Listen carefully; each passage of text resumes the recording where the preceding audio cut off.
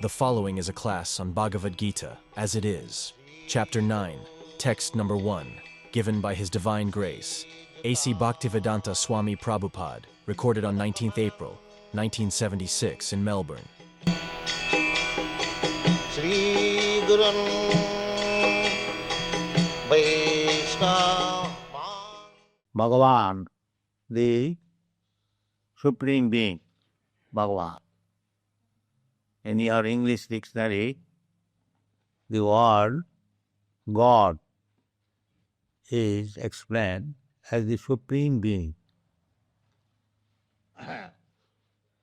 Supreme Being means who is greater or the greatest of all other beings. We are beings, we are individual persons. It is not very difficult to understand. Every one of us are individuals. We think individually, we dress individually, we have got our egotism individual, everything. I don't agree with you, you don't agree with me. Voluntarily, sometimes we agree. That means every one of us has individuality. This is called being. I am. Similarly, God is also being, like us. But He is supreme being. That is the difference between God and me. I am also being, you are also being, but we are not supreme being. We are under some control. But God is not under control. He is the controller, but He is never controlled. Make it a bit louder. That is explained in the Vedic literature, the definition of God. The definition of God is given there, Ishvara Parama, the Supreme Being, is Krishna. Ishvara Parama Krishna, Sachidananda Vigraha. And His Vigraha means He has form. He is person. Sachidananda Vigraha. But His person, His form is different from our form. Our present form. Our present form, as we have got the material tabernacle, that is temporary. Your form, my form, this is changing. We are not existing in the same form. Just like you have got this form, human form of life, it is not permanently I shall be able to enjoy. Just like we have got a particular dress now, it is not permanent. You can change your dress any moment. Similarly, this body, material body, is considered an actual fact.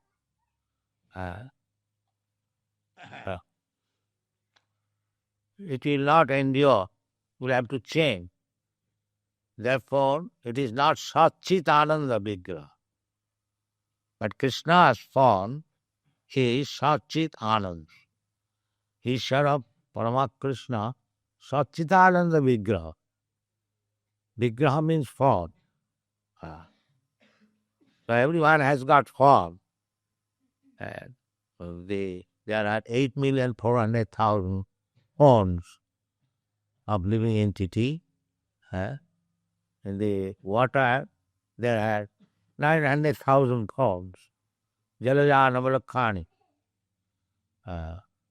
Sabra Lokhavimsati. Amongst these trees, plants, there are 2 million forms.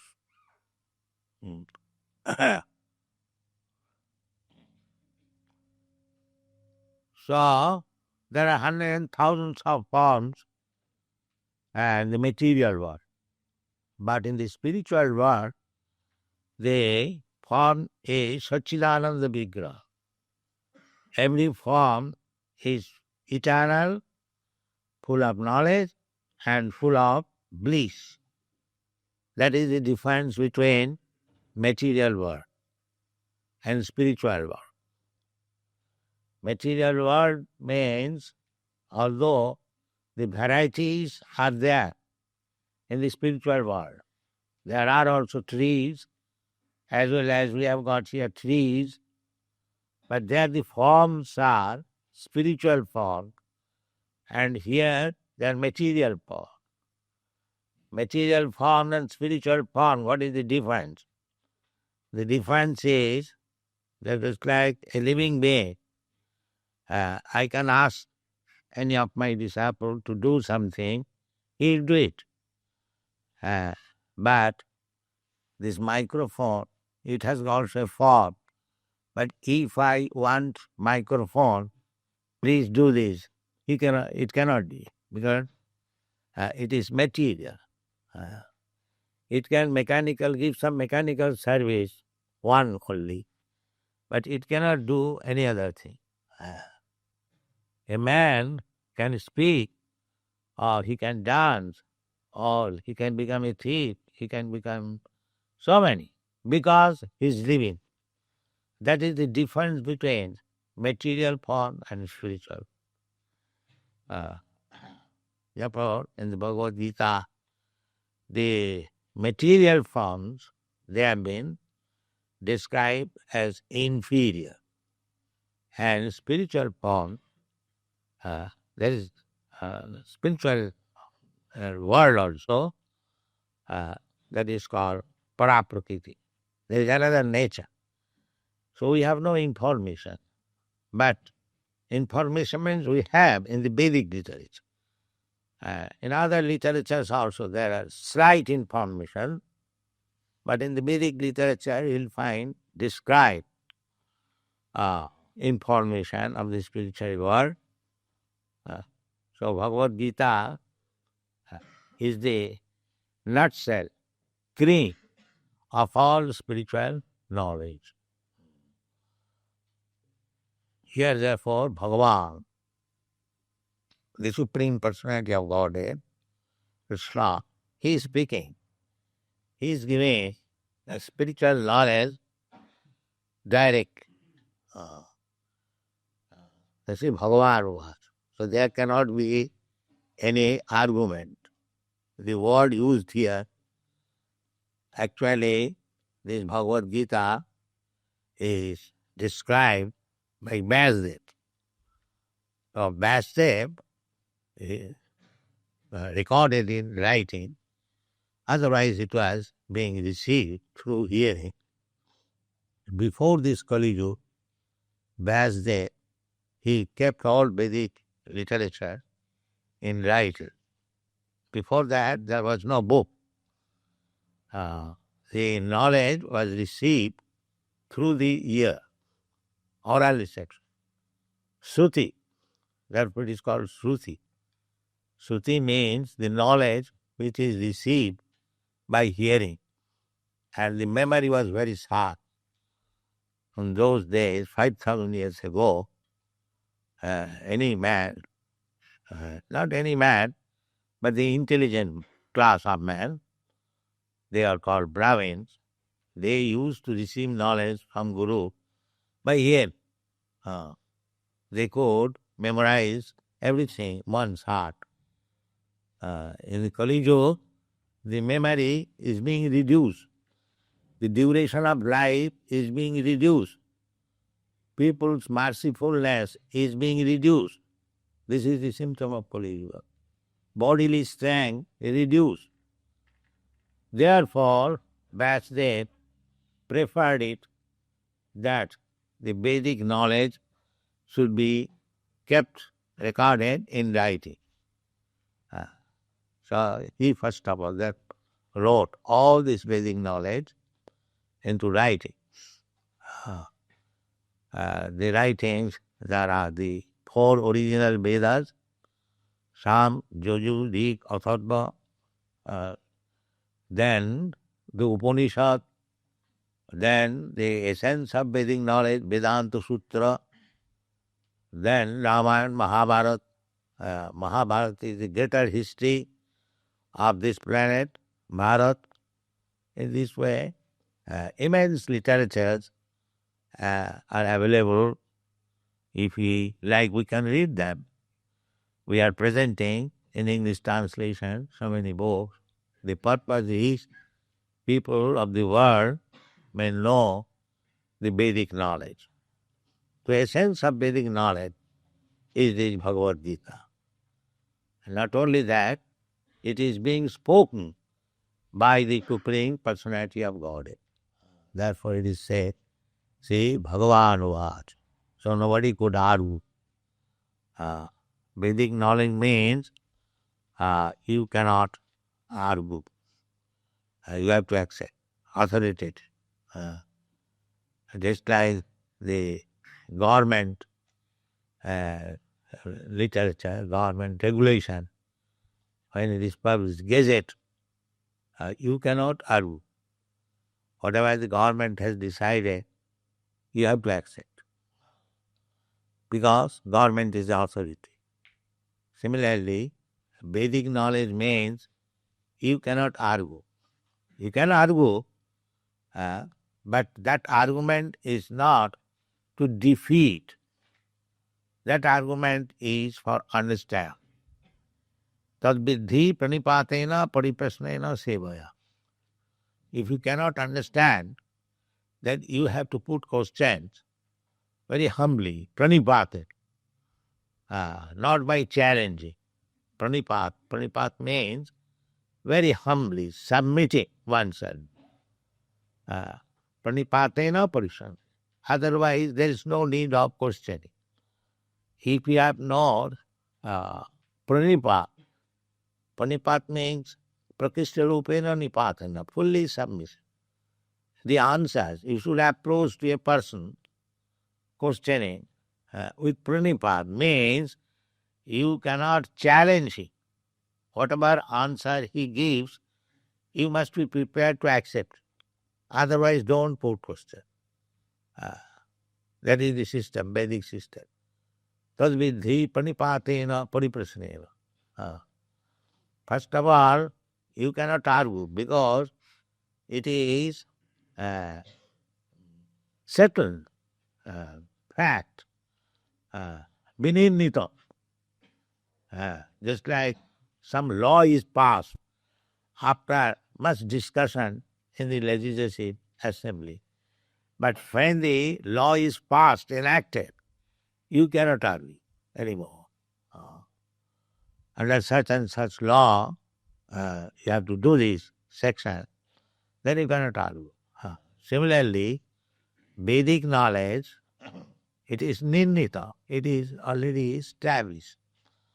Simply, you have to know it submissively. If you are lacking the submissiveness, then don't put question. That will be simply waste of time. That is Vedic system.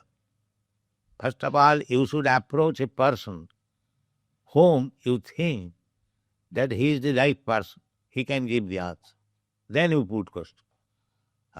If you have doubt that this man maybe or may not be able to answer my question, then don't put question.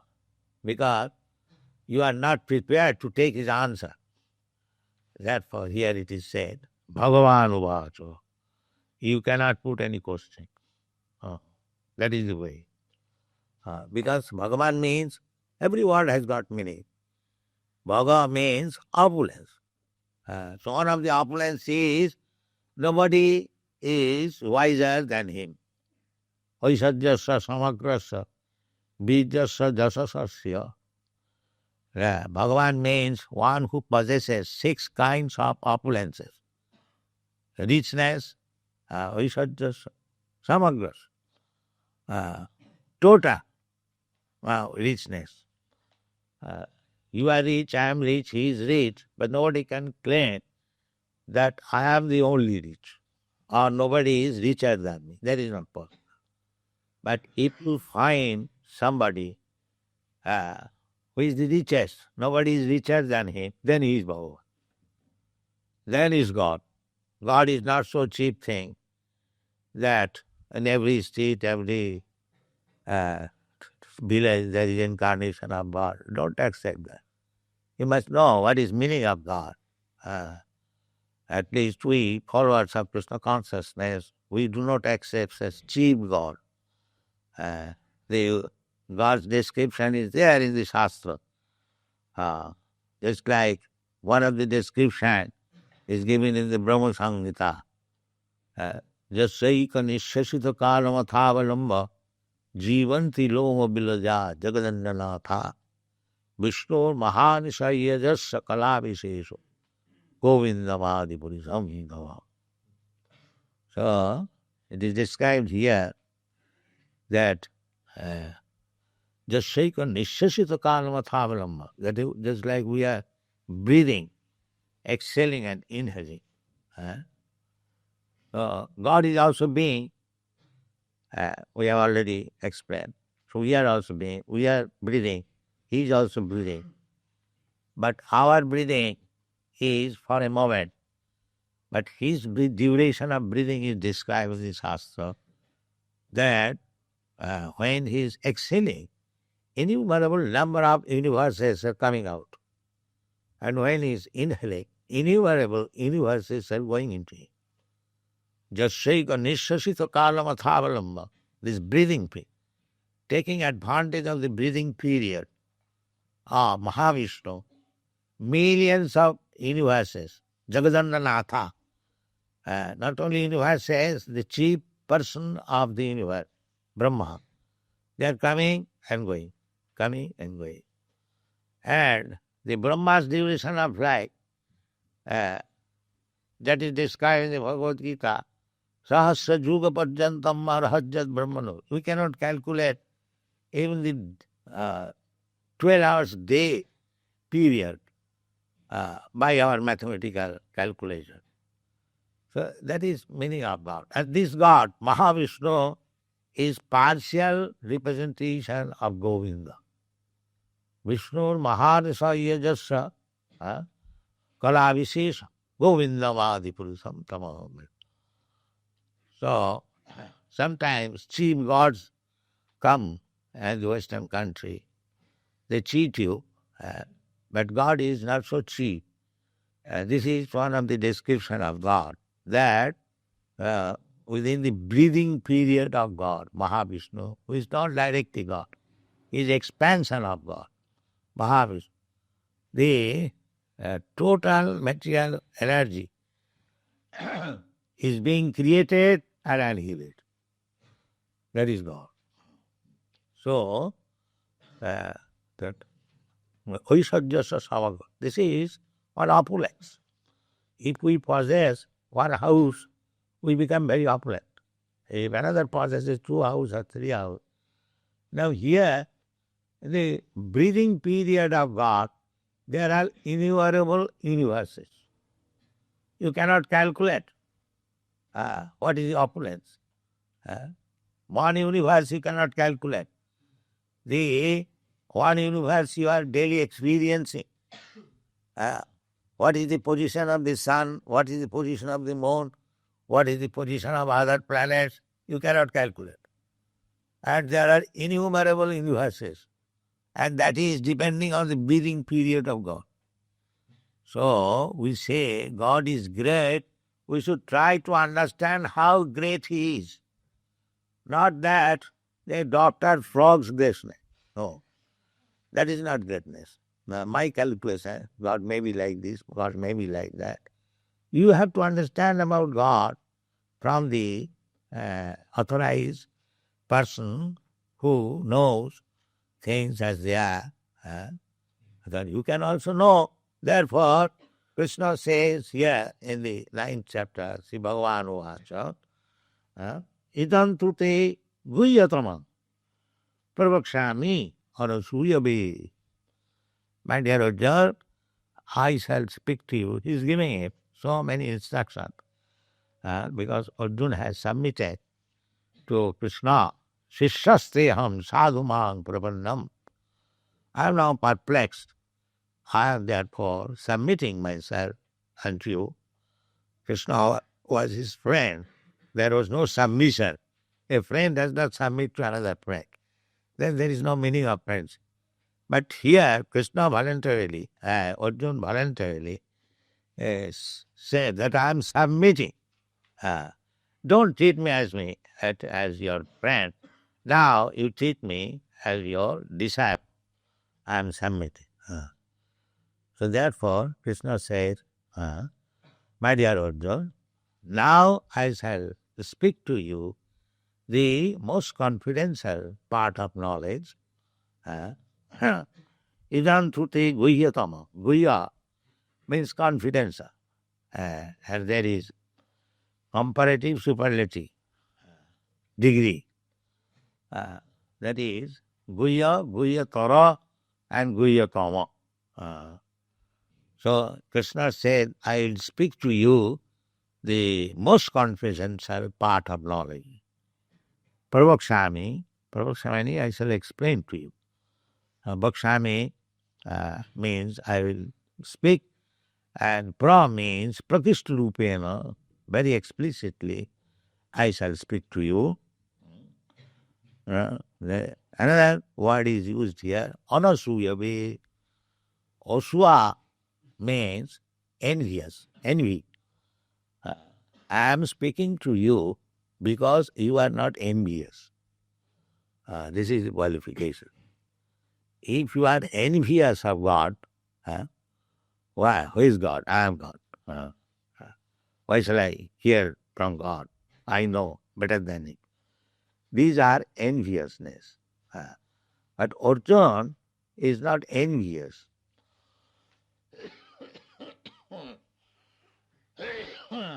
We are envious. This material world is enviousness. I am envious of you, you are envious of me. I cannot see you very opulent, you cannot see me very opulent. That is the reason there is rivalry, competition in this world. Man to man, friend to friend, even father and son. The competition is there because we are envious. Suppose I am your neighbor and I become rich.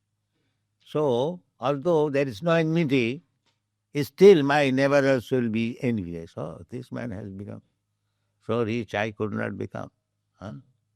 This is the nature. So, if we try to understand Bhagavad, the Supreme Personality of Godhead, the Supreme Being, our first qualification should be, we should not be envious. Therefore, in the Srimad Bhagavatam, in the beginning, it is said that dharma projita koitavatra parama nirmasaranam. Nirmasar, masrata means to become envious. So, that is one of the qualifications to understand God, not to become envious. But our enviousness is beginning from God. As soon as we present Krishna as the Supreme Personality of Godhead, so many persons will protest. Why Krishna, the Supreme Personality of Godhead? Then why not? First of all, answer why not. If you think that Krishna is not the Supreme Personality of Godhead, then you present who is the Supreme Personality of Godhead. Either you do not know or you cannot present. If you do not know who is the Supreme Personality of Godhead, then take it from me, Krishna. And if you know, then you present more than, more efficient, more expert, more powerful, more rich than Krishna. This is practically a challenge. So actually, it has been challenged and it has been scrutinizedly examined, and the verdict is Ishara Parama Krishna Sachidananda Vigraha Anadi Radi Do Swarup. This has been decided. Nippon Nirnita. It is already considered and decided. At any point, suppose Bhagavan means the supreme reach. Supreme being means everything supreme. In richness, he is supreme. In bodily strength, he is supreme.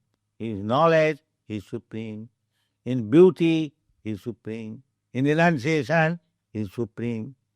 That is the description, definition of God. That he must be supreme in every respect. Therefore, he is called Supreme Being in the dictionary. Nobody can be rival to him. Asama urdha. Asama means equal. Nobody is equal to him. If I become equal to him, how he can become supreme? If there is rivalry between the supreme, then there is not meaning of supreme.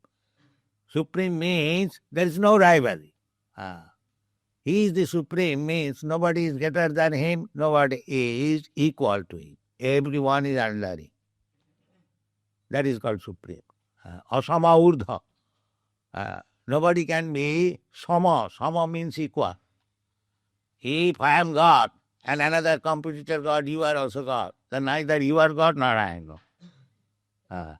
There cannot be any competition. That is called supreme.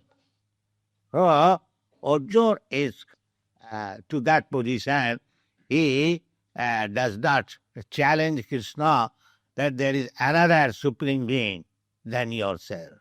There cannot be. But sometimes we foolishly challenge. That is our foolishness. But God is always supreme. Therefore, this is the qualification of understanding confidential knowledge about God on a Surya way. Pravakshami asura. Jnana. Jnana means knowledge. And Vijnanam means particular knowledge. Just like in scientific world, there are knowledge and scientific knowledge, or theoretical knowledge and experimental knowledge. Two kinds of knowledge. Science, in the field of scientific knowledge, there are things just like observation and experiment. Things are going on. The scientists are observing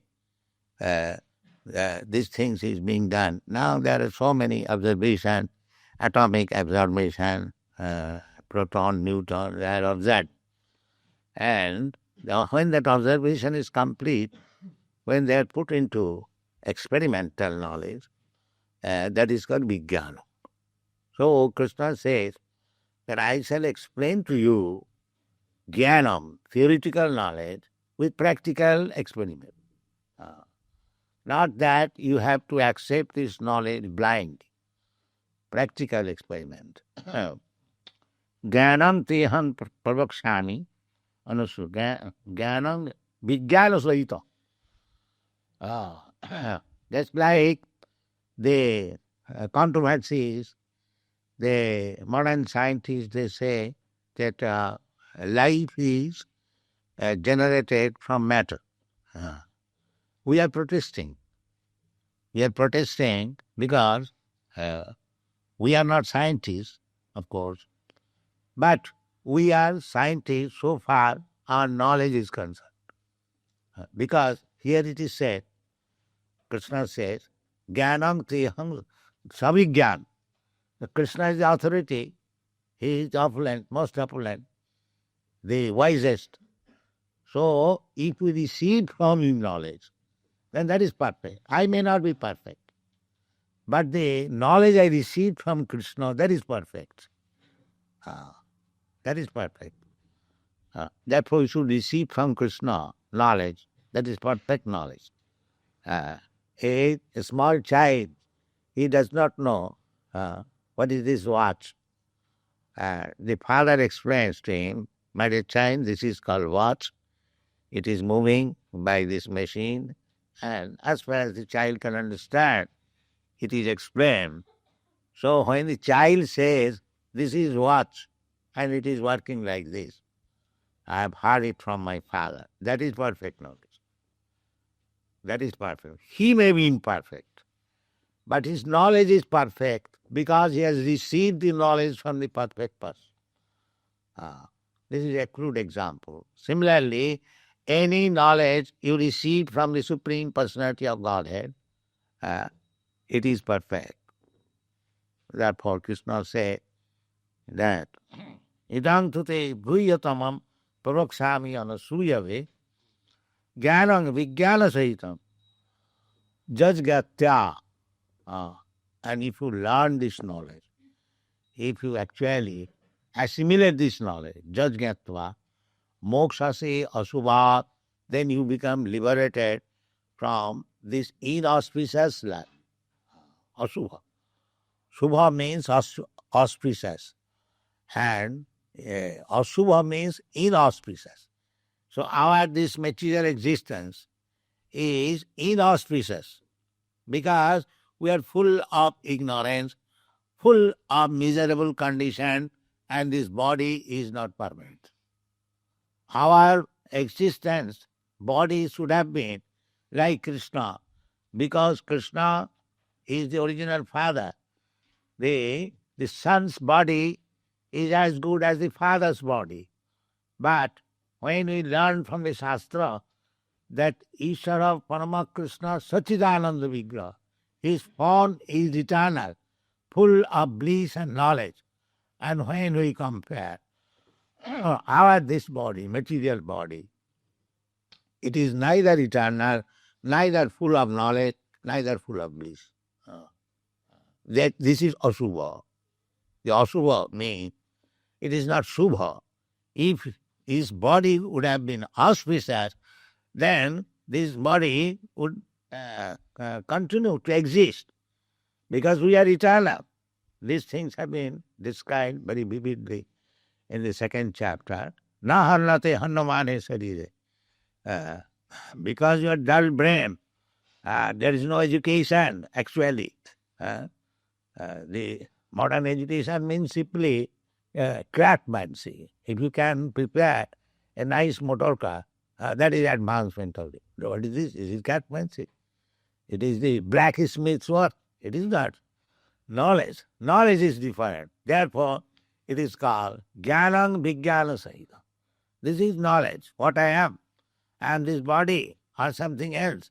Why I am suffering? If there is any remedy, I do not wish to die. Neither I am subject to death. Nitya sasatayang nahanatayang. This is knowledge. If I am eternal, if I do not die after annihilation of this body, then why I am subjected to this body? This is knowledge. To manufacture a motor car, that is not knowledge. That is craftsmanship. Knowledge is here. That I am eternal. Why I am put into this condition of temporary body, not only one kind of body, but there are 8,400,000 different forms of body, and I have to accept one of them. Tatha dehantara prapti, according to my karma. This is my position. How to get out of it? To inquire about it. If there is any science, to accept it, that is knowledge.